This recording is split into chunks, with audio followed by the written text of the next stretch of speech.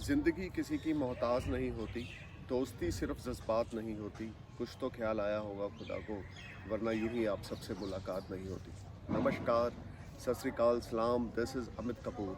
So guys, today I am going to talk about sixth house of birth chart. Sixth house आपके birth chart में क्या represent करता है? ये sixth house में कौन से प्लैनेट्स हों तो कारक माने जाते हैं?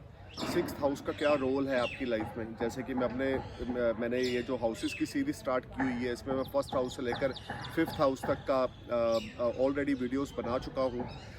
आज मैं सिक्स्थ हाउस के बारे में बात करने जा रहा हूँ। सो गाइस, सिक्स्थ हाउस क्या है? सिक्स्थ हाउस आपके एनिमीज़ हैं। सिक्स्थ हाउस आपकी इलनेस है, आपका डिसअपॉइंटमेंट है, आपका सोरो है। सिक्स्थ हाउस आपका अनबैलेंस्ड माइंड है। सिक्स्थ हाउस आपका अनस्टेबल माइंड है। Sixth house is a house of your negative thinking.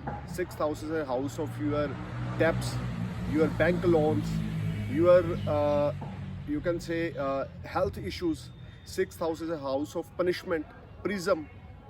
आपने अगर कोई ज़िंदगी में कुछ गलती की है तो उसकी आपको पनिशमेंट मिलेगी, that is your sixth house. अगर आपके ऊपर कोई डेब्ट्स हैं, आप उसको पे कर पाएंगे कि नहीं कर पाएंगे, that is your sixth house. So sixth house play a major role आपकी ज़िंदगी में, आपकी बीमारी को, आपके हेल्थ इश्यूज़ को, आपके पीस ऑफ माइंड को, आपके डिजीज़ को सिक्स्थ हाउस रिप्रेजेंट करता है। सिक्स्थ हाउस लोभ है, ग्रीडीनेस है। सिक्स्थ हाउस काम है, लस्ट है। सिक्स्थ हाउस हम बोल सकते हैं हर एक तरह से आपको मेंटल अनस्टेबिलिटी देता है। जो लोग आप देखते होंगे बड़े ग्रीडी होते हैं या बहुत ज़्यादा नेगेटिव थॉट्स के होते हैं, या उनको हमेशा ये होता है कि हम दूसरों से कुछ ले लें, that is sixth house, that is greediness. वो भी आपका सिक्स्थ हाउस होगा। लस्ट, लोभ, काम, मोह, ये सब हम सिक्स्थ हाउस से स्टडी करेंगे। सिक्स्थ हाउस में कौन से प्लैनेट होंगे और क्या रिजल्ट देंगे, मैं अब आपको उसके बारे में बताने जा रहा हूँ। सिक्स्थ हाउस में एक चीज़ और है जो सिक्स्थ हाउस रिप्रेजेंट करता है, वो है हॉस्पिटलाइजेशन। आपकी बीमारी ठुमारी और आपका हॉस्पिटल में एडमिट होना, आपका लोभ, काम, मोह, ये सारा आपका सिक्स्थ हाउस है। तो गाइस, सिक्स्थ हाउस में सबसे बड़ा कारक प्लैनेट माना गया है मार्स को। अगर मार्स आपके सिक्स्थ हाउस में है तो आप शत्रु हंता हैं, कोई आपका कुछ बिगाड़ नहीं सकेगा, आपके शत्रु आपके सामने स्टैंड नहीं ले सकेंगे, आप लाइफ में बहुत राइज करेंगे, आपको कोई मेजर बीमारी नहीं होगी, आपके ऊपर कभी कर्ज नहीं होगा। अगर वो कर्ज होगा तो फॉर ए टाइम बिंग होगा, आप जल्दी उसको पे ऑफ कर देंगे, क्योंकि मार्स इज़ अ बिगेस्ट कारका planet of the sixth house. And second कारक इज सैटर्न। अगर सैटर्न आपके सिक्स्थ हाउस में है तो गरीबी आपको नहीं देखनी पड़ेगी। हाँ, स्ट्रगल लाइफ में ज़रूर थोड़ी सी रहेगी, हार्ड वर्क आपको ज़रूर करना पड़ेगा, but at the end you will achieve your goals if Saturn is in your sixth house. यहाँ पर आप एक चीज़ नोट करके चलें, सैटर्न को सेकंड नंबर पे कारक प्लैनेट माना गया है सिक्स्थ हाउस में।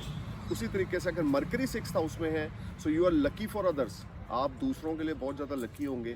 अगर मरकरी आपके सिक्स्थ हाउस में है, आप बहुत ज़्यादा कैलकुलेटिव होंगे, आपका माइंड बहुत शार्प होगा, आपके ऊपर कभी कर्ज नहीं होगा, आपके ऊपर कभी बीमारी नहीं आएगी, आप अच्छे लर्नर होंगे, आप दूसरों को बड़ी अच्छी एडवाइस देंगे और लोगों के लिए बड़ी हेल्पफुल होगी, आपके ऊपर कभी कर्ज नहीं होगा। अगर सन सिक्स्थ हाउस में है तो भी आपके ऊपर कभी डेप्स नहीं होगा, बट यहाँ पर कंडीशन अप्लाई करती है कि सन एग्जाल्टेड होना चाहिए या ऑन साइन में होना चाहिए। इफ़ सन इज़ एग्जाल्टेड और own sign is in sixth house, you will enjoy your life without any debts. आप लाइफ में किसी किस्म की कोई मेजर हेल्थ इश्यूज़ आपको नहीं रहेंगे, कोई लंबी चौड़ी बीमारी का सामना आपको नहीं करना पड़ेगा। छोटा मोटा सीजनल फ्लू हो सकता है, लेकिन कोई एक मेजर प्रॉब्लम जिसको हम बोलते हैं हेल्थ रिलेटेड, वो आपको नहीं होगी। अगर मून आपके सिक्स्थ हाउस में है तो यहाँ पर आपके मदर की हेल्थ थोड़ी सी सफ़र करेगी। अगर मून सिक्स्थ हाउस में है तो आप मेंटली थोड़ा सा डाउन फील करेंगे, लो फील करेंगे, आपके इमोशंस आपके कंट्रोल में नहीं रहेंगे, डेब्ट्स आपके ऊपर रहेंगे, या आप एक तरफ से पैसा ले रहे हो दूसरे को दे रहे हो, आपका जो बैलेंस रहेगा डेब्ट्स का वो कभी मेंटेन नहीं हो सकेगा, आपके ऊपर कर्ज हमेशा रहेगा। अगर मून आपके सिक्स्थ हाउस में है, मून सिक्स्थ हाउस में है तो एक कंडीशन और अप्लाई करती है कि आप कभी भी किसी को अपने हाथों से पानी ना पिलाएं, यानी कि कभी भी किसी को अपने हाथों से वाटर सर्व ना करें। चाहे कोई आपके घर में मेहमान आए तो भी, चाहे आपने किसी को चैरिटी में कुछ पैसा देना है तो ये ध्यान रख के दें कि वहाँ पर दें जहाँ पर वो छबील ना लगाएं या पानी की सेवा ना करें। So guys moon 6th house में प्लेसमेंट अच्छी नहीं होती, आदमी बहुत ज़्यादा नेगेटिविटी फील करता है, माइंड हमेशा डिस्टर्ब रहता है, कंफ्यूज पर्सनालिटी रहता है, माइंड हमेशा वाइब्रेट करता रहता है। 6th हाउस का स्ट्रॉन्ग होना या 6th हाउस के लॉर्डशिप का स्ट्रॉन्ग होना हमारे बर्थ चार्ट में हमें कर्जे से मुक्त रखता है, हमें अच्छी हेल्थ देता है, हमारा जो माइंड है वो स्टेबल रखता है, हमारी डेली रूटीन को अच्छा रखता है। 6th हाउस हमारी डेली रूटीन भी है। सो गाइज आप ये चीज़ सोच के चलें, अगर 6th हाउस आपका अच्छा है या 6th हाउस में मार्स प्लेस्ड है, सैटर्न प्लेस्ड है या मरकरी प्लेस्ड है, really you are very fortunate. और आपको लाइफ में कभी कर्ज नहीं होगा, कभी आपके ऊपर ऐसी पोजीशन नहीं आएगी कि आप जॉबलेस हो गए हो या आपका बिजनेस चौपट हो गया है, आपको लॉसेस हो गए हैं और आपको किससे पैसा पकड़ना पड़ रहा है। अगर 6th हाउस में मार्स, सैटर्न या मरकरी है और अगर इनकी दशाएं चल जाती हैं और अगर ये आपके लगन लॉर्ड के फ्रेंडली प्लैनेट्स हैं तो आपको इस समय में काफ़ी अच्छे एडवांटेज भी मिलेंगे। अब फॉरेन सेट भी हो सकते हो क्योंकि 6th हाउस से बिल्कुल ऑपोजिट 12th हाउस है और जो प्लैनेट 6th में बैठेगा उसका 7th एस्पेक्ट आपके 12th हाउस पे होगा, तो यहाँ पर आप फॉरेन सेटल भी हो सकते हो इस दशा में, अगर आपके ऊपर मार्स, सैटर्न या मरकरी की दशा है and that is placed in your 6th house. So guys अगर आपके 6th हाउस में राहु है, that is one of the wonderful position.